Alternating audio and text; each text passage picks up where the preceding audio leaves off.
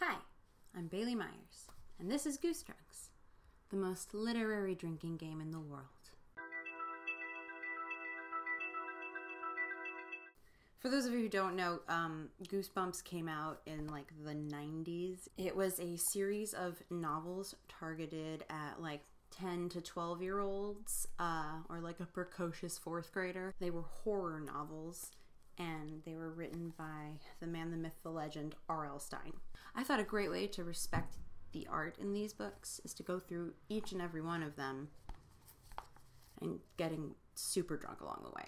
For those of you who wish to follow along at home, the rules of the game are really simple.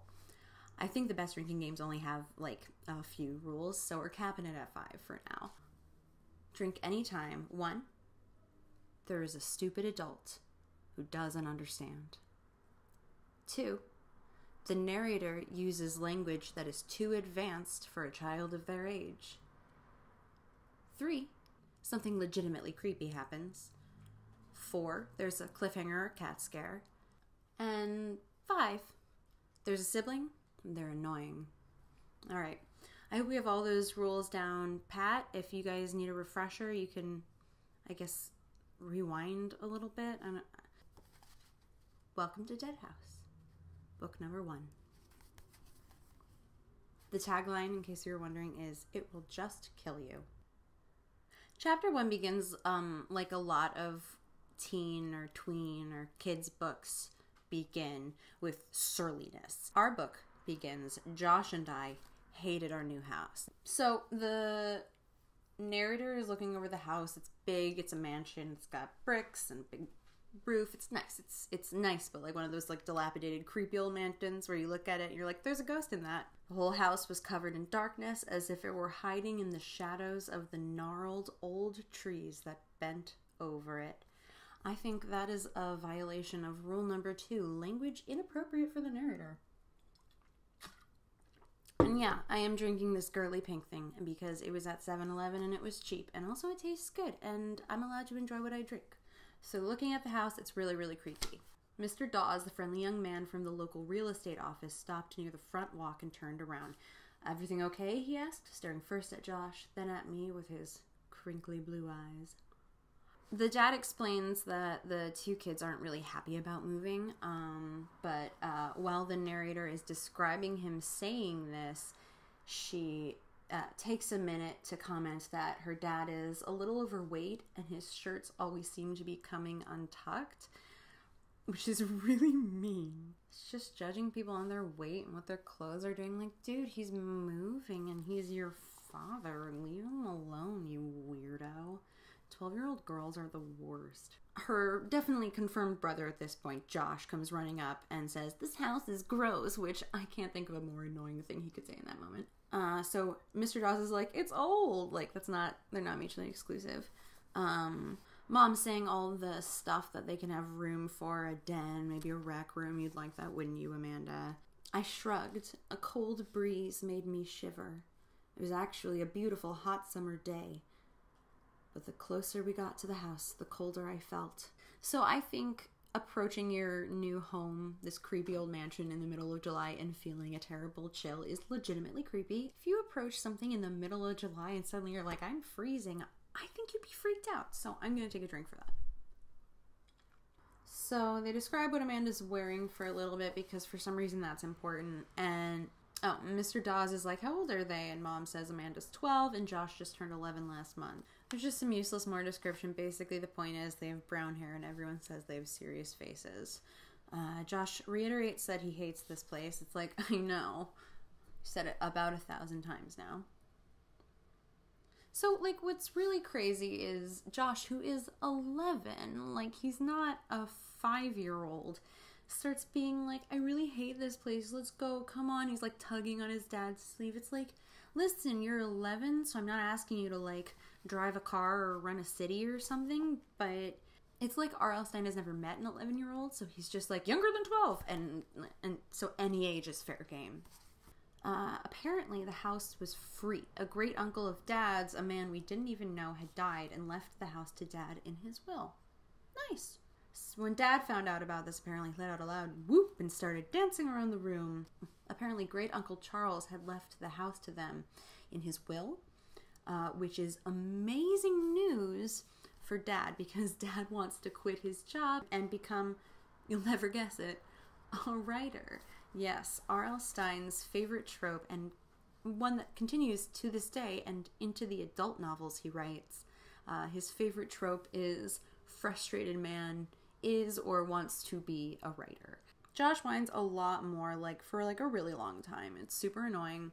So I'm drinking again, also because I have a cough now, apparently. Ugh. Mr. Dawes continues to be creepy at Amanda. You know, Amanda, I moved here to Dark Falls and you know what? I bet he has an accent. It's probably like, you know, Amanda, I moved here to Dark Falls just a few months ago. I didn't like it much either at first, but now I wouldn't live anywhere else.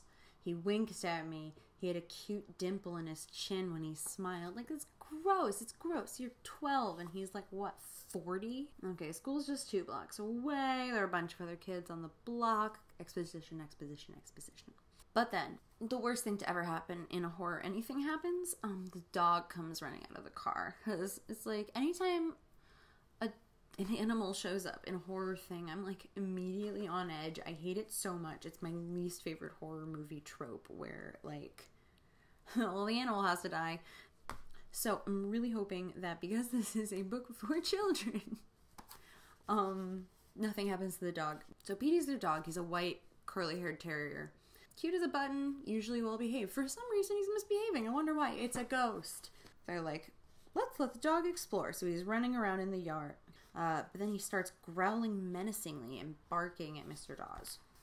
No matter how much they soothe Petey, they can't get him to stop barking at Mr. Dawes. So they leave him outside, and then they follow Mr. Dawes into the house for a tour. And once she's inside, Amanda actually decides she really likes the house. She says, I wish Josh had come inside with us if he could see how great the house was. So there are a ton of rooms, apparently. A finished attic filled with old furniture. Stacks of old, mysterious cartons we could explore. I'm drinking. That's creepy. They're about to leave, but then Amanda decides she wants to take one more look at what her room would be. So she goes and she loves it. It's got a bay window. It's a 12-year-old girl's dream, basically. When I was a 12-year-old girl, I wanted a bay window. All 12-year-old girls want bay windows. It's just a fact of life. There's nothing we can do about it. I'm sorry. So basically, that's the only description we get, but it's enough. She's thinking about all this stuff that can go in her room. And then she looks up and she sees a boy. He's standing in the doorway, and then he turns and disappears down the hall. She thinks it's Josh for a second, but the boy has blonde hair, and as we established earlier, she and Josh have brown hair, so it's not him. She runs out into the hall, and no one's there. Creepy. We take another drink. She's pretty sure she's seeing things. She semi-jokingly asks Mr. Dawes if the house is haunted. He laughs, and he says, nope, a lot of the old houses around here are said to be haunted, but I'm afraid this isn't one of them. Suspicious. Mom's it's probably just the shadows, so that's a stupid adult for you. This is so creepy already. It's cold even though it's July. Mysterious figures are appearing. The dog won't stop barking. It's 3 things. Run. So she runs outside to tell Josh about how great the house is, but her heart sinks. Josh and Petey, we're gone. Every chapter has to end dramatically, I guess, so I'm gonna drink for that. It's meant to be a cliffhanger, I suppose. Alright, they drive around for a few pages looking for Petey. They point out the school, but no one cares because, the son and the dog are missing. Focus. So they turn a corner, and there's a street sign that says Cemetery Drive. Sure enough, a large cemetery rose up in front of us. I guess there aren't a lot of creative thinkers in spooky suburbs in spite of the fact that apparently nobody but wannabe writers moves there. So, of course Josh is there. He's running after the dog. They leave it as a cliffhanger again. That's the end of chapter 2. Something or someone is chasing him. It's the dog. So a little bit more chasing ensues, because if there's one thing that's really fun to read, it's a 12-page chase scene. Yeah, it's movies sometimes start with a chase scene, but it's silly. To me, it's silly that a book does, because when a movie does it, it's wow, look at these cool stunts and special effects and neat things that you can expect from the rest of the movie. It's to establish the badassery.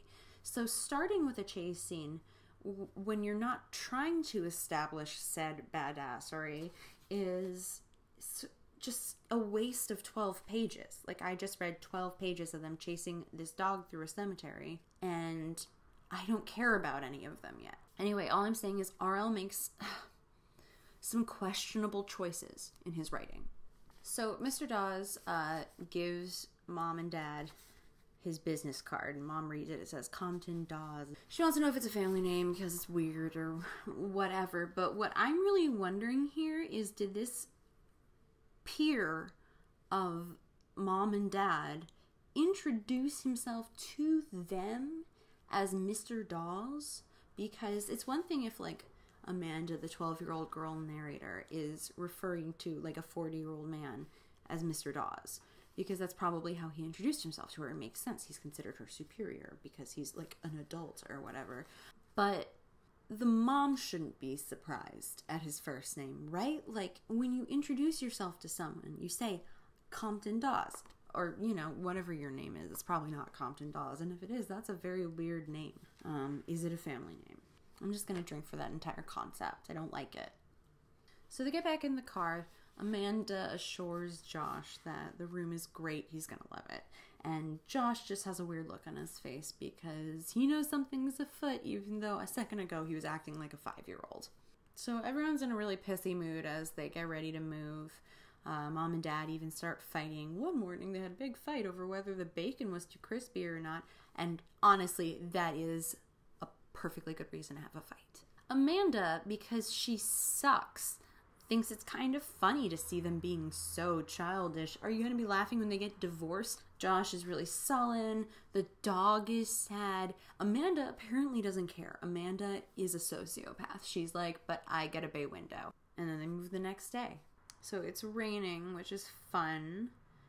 Mom shrilly warns Dad to slow down when he's driving because the street is really slick. Is it shrill, RL, or is she just worried about her well-being and the collective well-being of her children?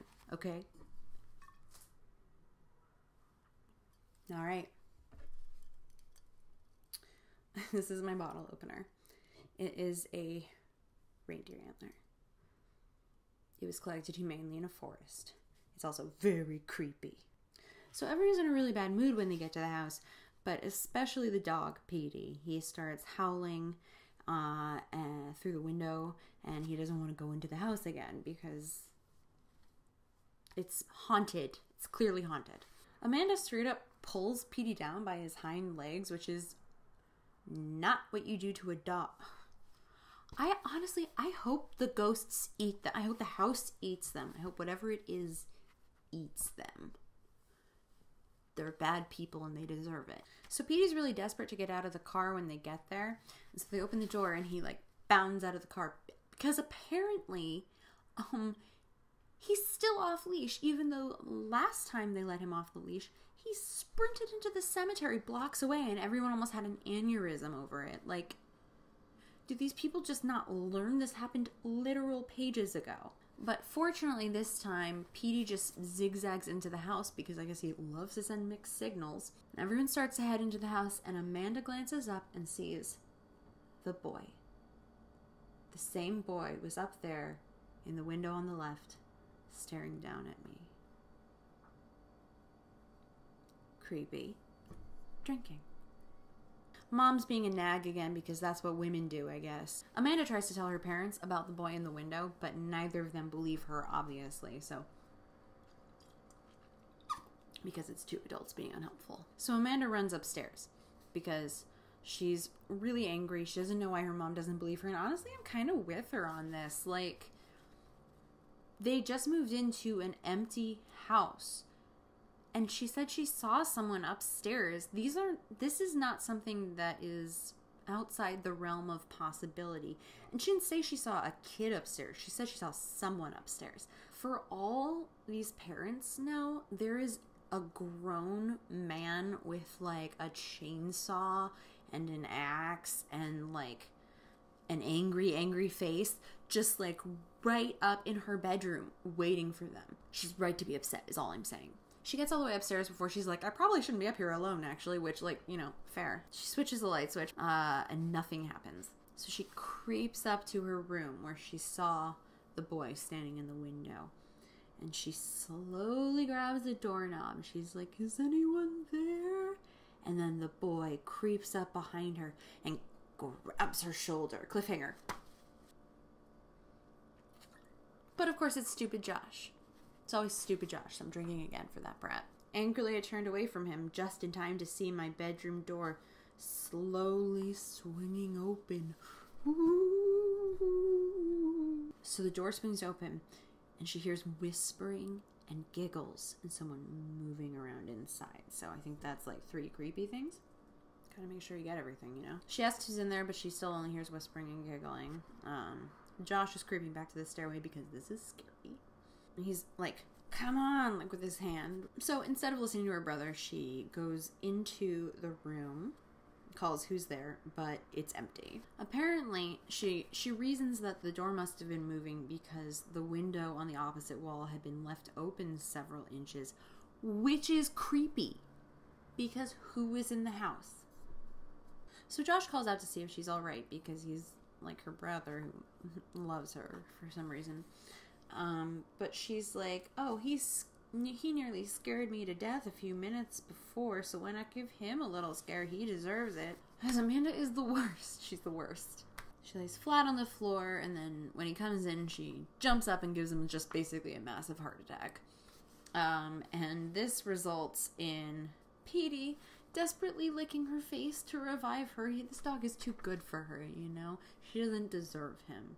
So sad he's going to die. So on to the next chapter. We're already on chapter 6. Ooh. So she kind of like recaps the moving day. She like complains about the movers dropping her dresser on the stairs, which like I get it, but at the same time like you move it then, you know? You like made them move it in the rain, it's slippery, what do you want? And it's bedtime and she's like, what a day. Everything seems really wrong to her because it's all in the wrong place, and to which I say like, okay, move the furniture then.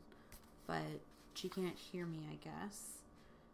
So her back starts to itch, then suddenly she feels itchy all over. So she thinks the bed is filled with bugs, and she sits up, and then she's like, wait, no, that's ridiculous. This is my same bed with my same clean sheets. I think it would be funny if like the house was haunted, but also there were bed bugs, and so even the ghosts were like gross. She has a hard time falling asleep, and then realizes someone is whispering across the room. And then she realizes that the long sheer curtains from her old room that her mother had hung up that afternoon were fluttering at the window.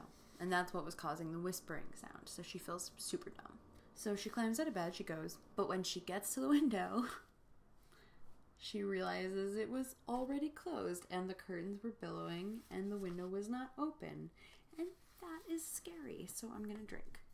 She finally falls asleep and she has like a really scary dream where she's sitting around the table with her family and they're eating bones, and it's super gross and creepy. And when she wakes up, with a start, of course, the curtains are billowing again, even though the window is still closed, which legitimately spooky. So the next day she complains about it to her dad, and he says, I'll take a look at the window. There must be a draft or a leak or something. He then shoveled in another mouthful of scrambled eggs and ham. Why does she continue to fat shame her father? He's a dad. Like, leave him alone. Let him eat his eggs. No one should be body shamed in the morning. No one should ever be body shamed, but especially not in the morning. It's unfair. You haven't had time to, like, mentally steel yourself yet. So dad thinks there might be a pane missing in the window, which is absurd. Like, that's something they would have noticed in the walkthrough, I think. So Josh makes a really annoying joke about how Amanda is a pain because it sounds like, do you get it? Anyway, her mom is like, this is enough. Boys in your room, this is ridiculous. And it's like, yeah, you tell her, Mom.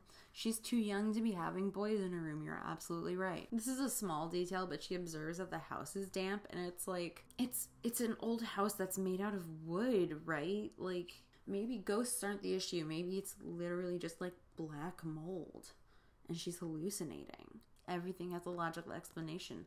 The world is Scooby-Doo. The end. So Mom and Dad need a break. So they're like, Amanda, Josh, why don't you take Petey for a really long walk?